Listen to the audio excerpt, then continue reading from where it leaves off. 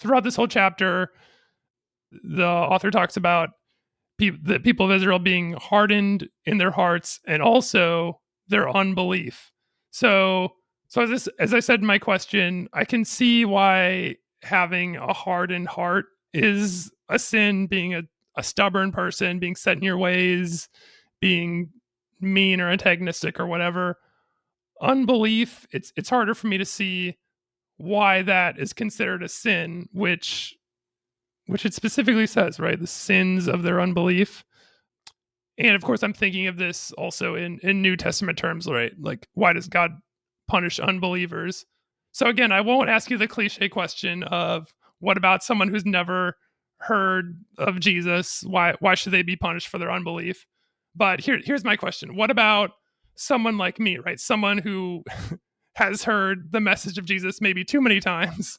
And the more I look into it, the more things I find that don't make sense. And I've done the research and I've looked into it, and I'm obviously biased, but I don't think my heart is hard. I think my heart is squishy soft, and I'm open to changing my mind here.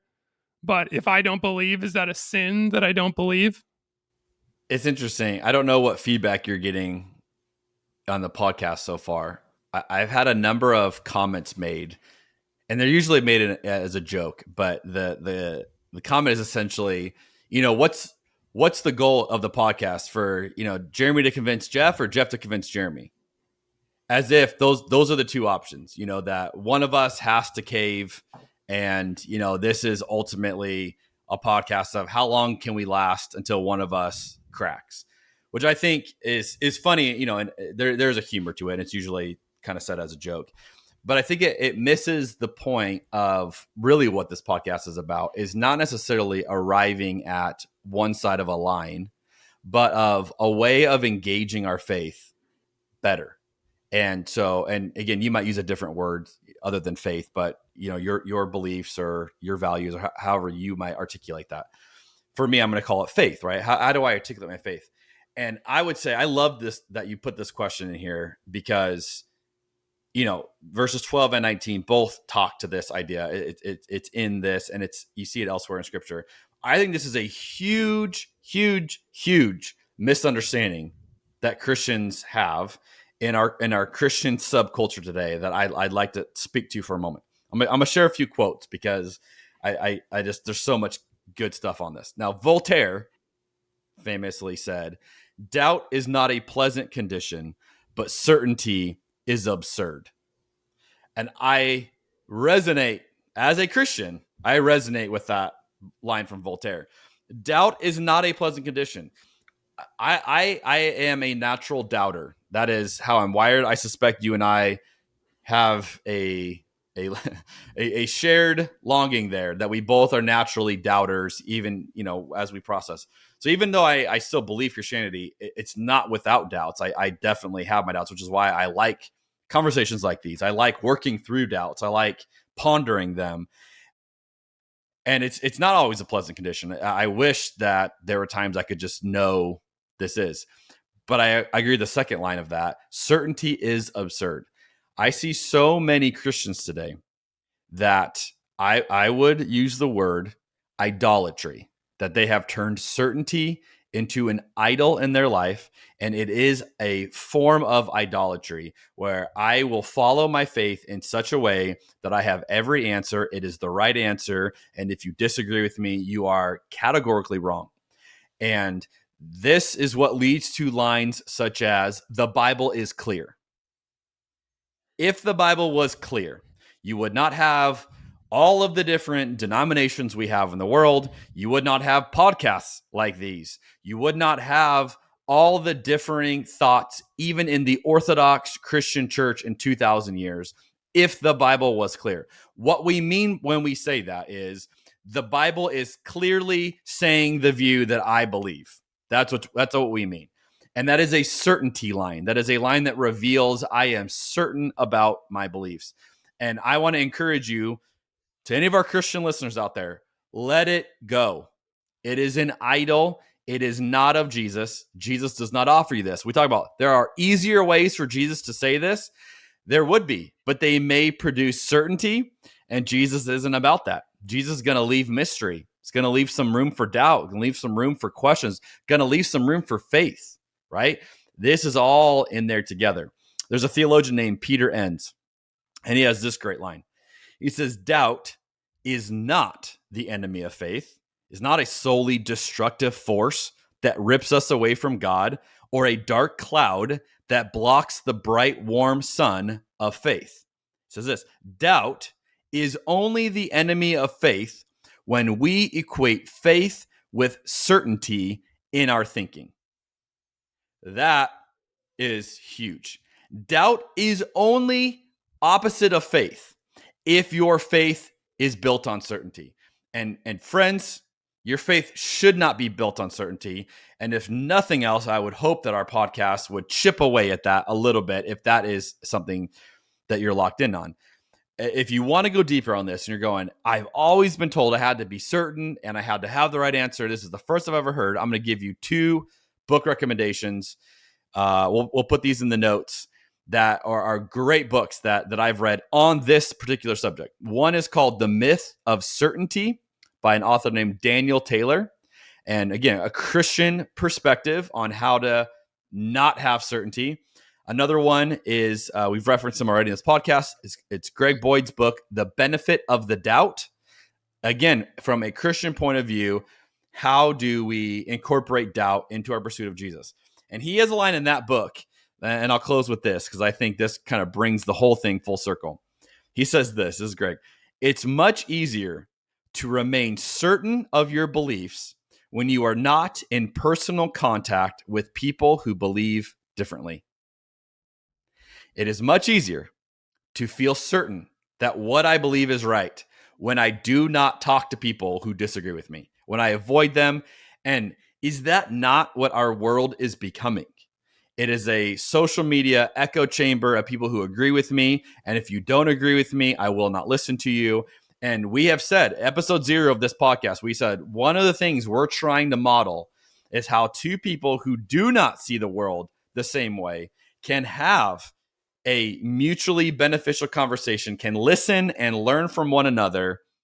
And we're going to be in personal contact with one another, and we believe differently. And this is what erodes certainty. And so if you are the Christian listening right now and you're like, no, Jeremy, you're selling us short. The Bible is clear on this or this. I'm going to encourage you to find other people who do not agree with that and listen to them. Ask them to explain why they don't agree with you. It will make you a better Christian. You don't have to agree with them, but truly listen and learn from it. And I think that is why I'm so excited to do this podcast as a Christian. I'm not afraid of the great arguments that Jeff is bringing up. And I've said this, I think every episode, Jeff brings up great arguments, great questions. It makes me better in what I believe. And it keeps me from certainty. Every week you chip away any sense of certainty I might have developed that week. And it's like, oh yeah, that needs to go away. And I think there's such beauty in that and saying, yeah, I'm going to meet these people. And so Christians, I would say, if you look at some of these subjects today and you say the Bible is clear about homosexuality, I would say, how many gay friends do you have? How many gay Christians are you learning from? And you go, well, what are you talking about? They're everywhere. If you will open your ears to them. If you want to say things like the Bible is so clear about what it means to be transgender, I would say, how many transgender people are you talking to? How many of those stories do you know? How often are you sitting with them in that tension? Right? This is what it means. It doesn't mean you have to suddenly believe something different. It means I have personal contact with people who believe differently. And if there's nothing else you take away from this episode, you've made it to the end, please have personal contact with people who believe differently and let go of your certainty. Beautiful answer, Jeremy. I love everything you said there. Honestly, it made me think of kind of my journey through my 20s. You mentioned a couple authors. It made me think of Rachel Held Evans. I feel like is was a big proponent She was great. of mixing doubt with faith, or doubt being an important part of faith. And it's I was yeah, I guess I'm still sympathetic to that perspective.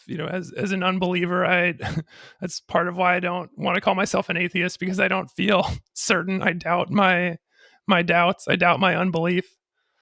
Yeah, and the verse is a little bit poignant in that sense of, because of their unbelief, they were not able to enter his rest. I resonate with that. I feel like if I could just have a more clear answer, then I could just relax. I wouldn't need to be making a podcast right now wrestling with these questions. But what we'll see next week is that really is a connection to the idea of Sabbath.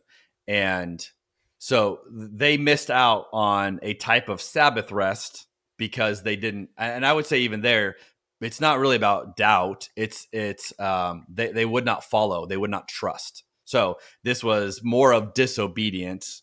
And again, this is referring back to the people in Exodus. We know the story. We can go back and we can read that and go, what was the context there? And so I didn't mention this, but I'll throw it in now. I think about, like, who's the token doubter we have in the New Testament? Yeah, Doubting Thomas. Doubting Thomas. That's his name. It's literally in his name. His ID card says Doubting Thomas. Right. His first I mean, the Doubting. Bible doesn't call him Doubting Thomas, but colloquially, that's his name. What do you mean, Jeff? What do you mean? So here's the deal. I love this. Do you know Thomas was martyred for his faith? Like, he died as a martyr. Like, that's what church history tells us. Like, and again, we can read these stories of a lot of these guys. Like, what happened to him? I would love for someone in eternity to walk up and go, like, who's the first person that says, "Oh, are you Doubting Thomas?" And he goes, "What'd you call me?" Yeah. No, we call you Doubting Thomas down there. He's like, you're saying because of one question I had, that's how you think of me now? Like, I died for my faith. I died for my pursuit of Jesus. And you guys call me Doubting. Like, it would be the funniest. And again, this is just the way my brain goes. It would be the funniest conversation. Like, the first person who says that to him and he discovers this is how we think of him today. This guy died a martyr for his faith. And we don't call him that. We don't call him one of the great ones. No, he's Doubting Thomas because he had some questions. And I just think it speaks to the people who followed Jesus had doubts. Peter had doubts. Paul had doubts. John the Baptist had doubts. Like, they wrestled with this and they followed Jesus passionately. And if we do not make room for doubts today, we will have a gross faith built on certainty. Yeah. Also Thomas already had a nickname. It's like, you guys, I'm the twin. That's my nickname. So many names. Yeah. The Bible, I guess that one like, was in the Bible, but it still didn't stick. Yeah, the authors include lots of names for people. Yeah. So would you say this is a bit of a translation issue or a critique of the NLT translation with saying the sin of their unbelief? I didn't even think to look up other translations on this one, but literally, the way the NLT. So we see that because of their unbelief, they were not able to enter his rest. Mm-hmm. I would say, probably a more accurate or helpful way of explaining that. So we see that because of their lack of trust, they were not able to enter his rest. I would suggest probably gets more to the point of what the author is saying, referencing this story. It wasn't just that they couldn't believe that God could do it. They weren't interested in trusting God. And that's really what we see in the ancient Israelites. Like, it wasn't just a lack of belief. It was, we don't want to follow you and do this. Even when you come and, like, reveal yourself to us, we're still not going to follow you. You can make literal meals come from the sky and we're still not going to follow you. So it's not about doubting in my understanding. It is about, we aren't interested. We're going to go after these other gods and do what they're doing. And that's the issue. And God's saying, that's why you didn't experience the Sabbath rest that I have in store for you. And that is a fun one that I think most Christians miss as well. Can't wait to dive into that one.